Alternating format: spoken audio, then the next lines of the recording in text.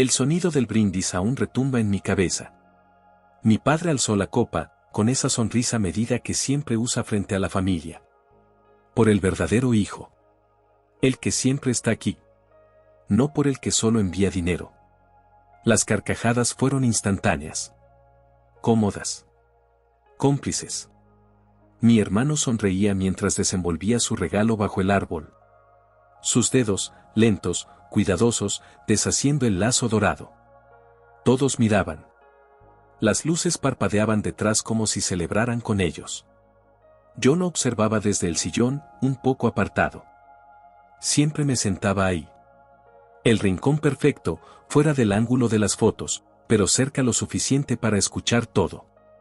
Desplegó el papel brillante y ahí estaba. El Rolex. El Submarine de acero, con bisel cerámico. El que él había querido desde siempre. El que yo había pagado. Cada dólar. Cada maldito centavo. Mi madre le acarició el hombro, emocionada. Te queda precioso, hijo. Es un reloj para un hombre de verdad. Mi hermano levantó la muñeca, girándola para que todos pudieran admirarlo. Gracias, hermano, me dijo, sin dejar de mirarse el reloj. Siempre sabes elegir. Asentí. No dije nada. Porque las palabras ya no hacían falta. Mi whisky se había calentado en la copa. Lo terminé de un trago. La habitación estaba llena de adornos perfectamente colocados. El árbol, con sus esferas plateadas. Las guirnaldas blancas colgando en los marcos de las puertas. Las velas aromáticas con olor a canela. Todo pagado. Por mí. Como siempre. La hipoteca. Los préstamos del auto. Las facturas del hospital cuando mamá se cayó. Las multas de Hacienda que papá no supo manejar. Las tarjetas de crédito de mi hermano cuando fracasó con su última empresa. Todo. Yo era el que resolvía. El que pagaba. El que no pedía. Papá siempre lo resumía con el mismo cumplido envenenado. Tienes estabilidad, hijo. Dios te ha bendecido. Estabilidad. Así llamaban a mi función. No me invitaban a los cumpleaños, pero me pedían el dinero para decorarlos. No me preguntaban si podía, solo me decían cuánto era. Hoy, en Navidad, brindaban por el otro. El que estaba físicamente aquí. Aunque fuera yo quien mantenía de pie cada rincón de esta casa. Mi hermano seguía sonriendo. Mamá servía más ponche. Papá reía fuerte. Los primos comentaban lo bonito que había quedado todo este año. Y yo, por primera vez, sentí el vacío exacto de lo que era ser invisible. Pero no fue rabia. Fue algo más simple. Claridad. Cuando todos durmieron, me levanté en silencio. Fui al despacho de papá. Las carpetas seguían en el cajón inferior. Las mismas que yo organicé cuando papá me pidió ayuda para tenerlo todo en orden por si pasaba algo. Título de propiedad. Hipoteca. Seguros. Poderes notariales. Encendí mi portátil. Acceso al registro de propiedad. Formulario de transferencia. Código digital. Firma biométrica. 2 minutos. La casa ahora era mía. Antes de acostarme, abrí el portal del banco. Cancelé la hipoteca. El seguro. Las tarjetas. Los pagos automáticos de servicios. Todo. Uno por uno. Abrí el grupo familiar. Escribí el último mensaje. Feliz Navidad. No habrá más pagos. Lo envié. Apagué la luz del salón. Apagué la mía. El silencio llegó por la mañana. Nadie escribió en el grupo. Nadie llamó. Era como si, por un momento, no supieran cómo reaccionar. Pero no tardaron. El primer mensaje lo envió mi madre. Hijo, ¿qué significa esto? ¿Es alguna broma? No respondí. Luego fue mi padre. ¿Podemos hablar? No tienes que hacer esto. Mi teléfono vibraba cada pocas horas. Cada vibración me resultaba extrañamente reconfortante. No era rencor. Era exactitud. El grupo familiar empezó a llenarse de pequeños incendios. Mi hermano. No entiendo el drama. Si había algún problema, lo podías haber dicho antes. Yo lo había dicho antes. Muchas veces. Solo que no me escuchaban. Porque no era necesario escuchar al que siempre resolvía. Recordé todas esas veces. Cuando papá se quedó sin trabajo, hace años, fui yo quien pagó los meses de hipoteca atrasados. Cuando mamá tuvo que operarse de la rodilla, yo firmé la autorización en la clínica privada. Cuando a mi hermano le embargaron el auto, fui yo quien negoció con el banco para que no le arruinaran el crédito. Pero cada gesto fue tomado como un deber. No como un favor. Ellos siempre lo resumían igual. Tú puedes permitírtelo. Como si eso justificara todo. La primera vez que me pidieron ayuda, yo lo hice sin pensar. Luego vinieron las segundas veces. Y las terceras. Y cuando, por fin, intenté poner límites, me respondieron con sonrisas cargadas de culpa. Ay, hijo, siempre tan rígido. No te preocupes tanto. Todo es temporal. Pero el temporal duró años. Las fiestas familiares se convirtieron en vitrinas de algo que ya no existía. Fotos donde yo no estaba. Cenas donde no me esperaban. Decisiones que tomaban sin consultarme, pero financiadas por mí. Cuando quise visitarlos por Acción de Gracias el año pasado, mamá me dijo: este año preferimos algo íntimo. Solo los de siempre. Pero 3 días después publicaron las fotos de la cena. Ellos. Mi hermano. Los primos. Los suegros. Yo solo vi la publicación. Y pagué la cuenta de electricidad esa misma semana. Mis transferencias se habían vuelto automáticas. El dinero salía de mi cuenta como agua por una tubería rota. Cada 1 de mes, hipoteca. Cada 15, seguros. Cada semana, facturas menores. Ellos nunca lo pedían de forma directa. Simplemente me enviaban los recibos. Yo los pagaba. Porque así era la dinámica. Porque yo era el hijo que siempre está bien. Hasta la noche del brindis. La frase de mi padre no fue accidental. No fue una broma. Fue la verdad cruda de lo que pensaban. Por el verdadero hijo. No por el que sostiene la casa desde la distancia. Por el que aparece en las fotos. Por el que ocupa físicamente la silla. Mi hermano jamás trabajó de verdad. 3 intentos de negocio. 2 quiebras personales. Y aún así, papá siempre encontraba excusas. Es joven, ya encontrará su camino. Su camino lo pavimentaba yo. Yo pagaba a los abogados cuando tuvo problemas fiscales.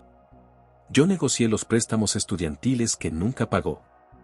Yo puse mi nombre como garante cuando quiso alquilar el primer local de su fallida tienda de electrónicos. Cuando le pregunté una vez a papá por qué siempre terminaba siendo yo quien cubría los huecos, solo me respondió: porque tú puedes. Porque eres fuerte. No porque sea justo. Porque es cómodo. Esa comodidad terminó anoche. Los siguientes mensajes llegaron cargados de otra energía. Papá. Hijo, por favor. Estás poniendo en riesgo muchas cosas. Mi hermano. No seas dramático. Esto afecta a mamá. Mi madre. Hijo, yo no puedo manejar todos los pagos. Tú sabes que tu padre está delicado. Yo leí cada mensaje con calma. No porque dudara. Sino porque, por primera vez, el peso no estaba en mis hombros. Ellos empezaban a sentir lo que era cargar. El tercer día, empezaron las llamadas desesperadas. Primero mamá. Después papá. Finalmente, mi hermano. Todos con el mismo tono. No era enojo. Era pánico. El pánico de quien nunca ha tenido que sostener lo que pesa. Hijo, podríamos hablar los 3. Encontrar una solución. Como familia. La palabra, familia, resonaba hueca. ¿Familia? Esa familia donde yo era útil, pero nunca presente. Donde pagaba, pero no asistía. donde enviaba dinero, pero no era digno de un brindis. Cuando el banco envió la notificación de la transferencia formal del título de propiedad a mi nombre, supe que ya no había retorno. Ellos también lo supieron. Ahí terminó la comodidad. Ahí comenzó el vacío real. Los mensajes cesaron. El chat quedó mudo. Por primera vez, el grupo familiar estaba en silencio. Por primera vez, ese silencio era mío. No un castigo. No un exilio. Solo la ausencia de la deuda que nunca debí cargar. El cuarto día no hubo mensajes. Solo silencio. Pero el silencio no era paz. Era la espera del siguiente movimiento. Al amanecer del quinto día, sonó mi teléfono. Número desconocido. No contesté. Minutos después, un mensaje de voz. La voz de mi padre, baja, más quebrada de lo habitual. Hijo, sabemos que estás molesto. Quizá hemos cometido errores. Pero esto puede terminar mal para todos. Para ti también. Para ti también. El viejo truco. Convertir mi decisión en una amenaza para mí mismo. A media tarde, el correo electrónico comenzó a llenarse. Primero, el abogado de la familia.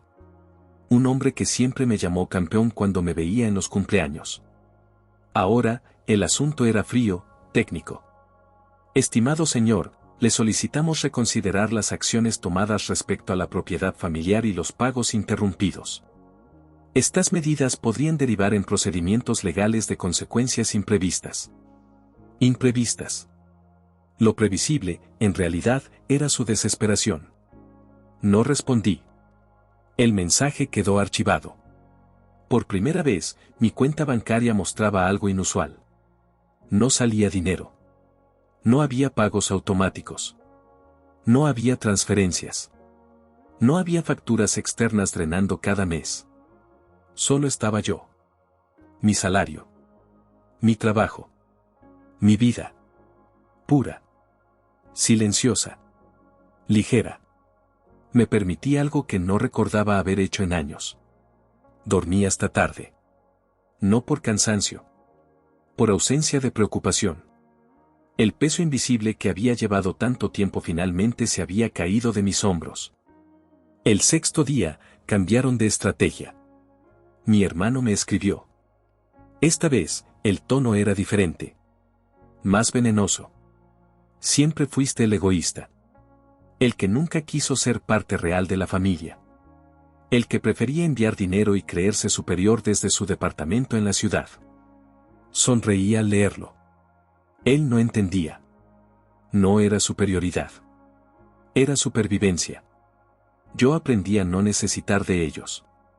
Ellos nunca aprendieron a no depender de mí. El séptimo día, mamá decidió aparecer. En persona. Me esperó afuera de mi oficina. Llevaba su abrigo gris, el mismo de las misas de Navidad. Su bolso pequeño colgado al brazo. Parecía más frágil que nunca. Me acerqué despacio. No porque tuviera miedo. Porque ya no había prisa. Hijo, susurró. Por favor. Hablemos. No respondí. Sus ojos buscaban el contacto, la rendija de compasión que tantas veces encontró. Esta vez no. No tienes por qué hacer esto, continuó, la voz temblorosa. Tu hermano, nosotros, hemos cometido errores. Pero esto no es justo. No es justo para nadie. La miré, fijo. Durante años, dije al fin, no pensaron en lo que era justo.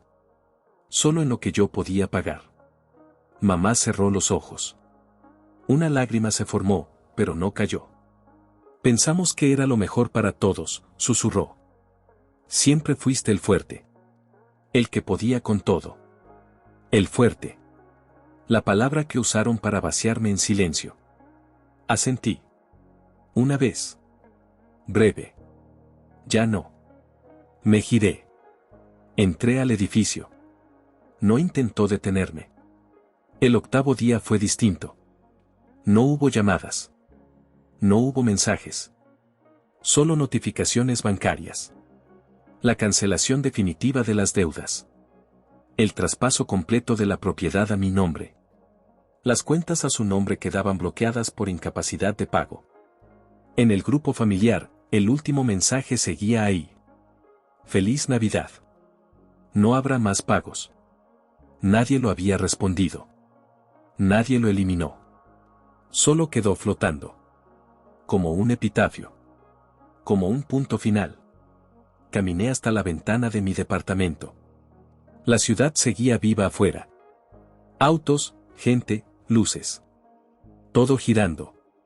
Pero por primera vez en años, el ruido del mundo no competía con el de mi cabeza. No había reclamos. No había deudas. No había llamadas en medio de la noche. Solo estaba yo. Y un vacío limpio.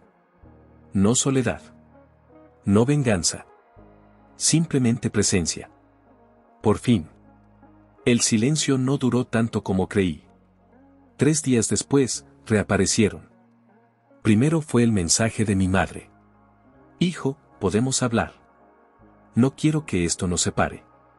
Siempre hemos sido una familia. La palabra familia seguía siendo su refugio. El refugio donde yo nunca tuve espacio. Solo función. Después fue mi padre. Todos cometemos errores. Quizás hemos dependido demasiado de ti. Pero esto no es manera de solucionarlo. ¿Vale la pena destruir tantos años por un malentendido? ¿Malentendido? No habían malentendido nada. Habían entendido perfectamente. Habían tomado. Durante años. Y ahora, solo enfrentaban las consecuencias de haber perdido la fuente. El segundo mensaje de mi hermano fue distinto. Más crudo. ¡Qué cobarde eres! Cuando te necesitaban, ahí estabas. Pero ahora, cuando las cosas se ponen difíciles, das la espalda. No eres mejor que nosotros. Solo eres rencoroso. Sonreí al leerlo.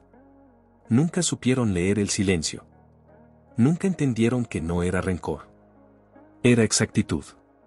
Era la devolución exacta de la ausencia que sembraron. El cuarto día, comenzaron los intentos más desesperados. Llamadas perdidas. Mensajes de voz. Emails. Papá. El banco está embargando nuestras cuentas. Necesitamos tu ayuda. Solo tú puedes detener esto. Mamá. Piensa en tu hermano, en nosotros. Por favor. Mi hermano. Nos van a dejar en la calle. ¿Eso es lo que quieres? Yo seguía en silencio. Porque, por primera vez, el peso ya no era mío. En cada mensaje, el patrón era el mismo. No había disculpas reales. No había asunción de culpa. Solo súplicas cargadas de manipulación. Querían que todo volviera a la comodidad de siempre. Donde yo pagaba. Donde ellos decidían. Donde yo era invisible, pero indispensable. El séptimo día, intentaron la última carta. Mi tía Lucía me llamó. No hablábamos desde hacía años. Hijo, tu madre está destrozada. Nunca quiso que las cosas llegaran hasta aquí. Tu hermano no siempre ha sido el más responsable, lo sabemos. Pero es tu hermano. ¿Vas a dejar que todo se rompa por esto? Por esto. Así minimizaban los años de desgaste. Las ausencias en cada celebración. Las decisiones que nunca me incluyeron. Los silencios cuando solo me necesitaban para firmar o transferir. No respondí. Solo escuché la llamada hasta el final. Luego la corté. Sin palabras. El grupo familiar seguía ahí. Abierto. Silencioso.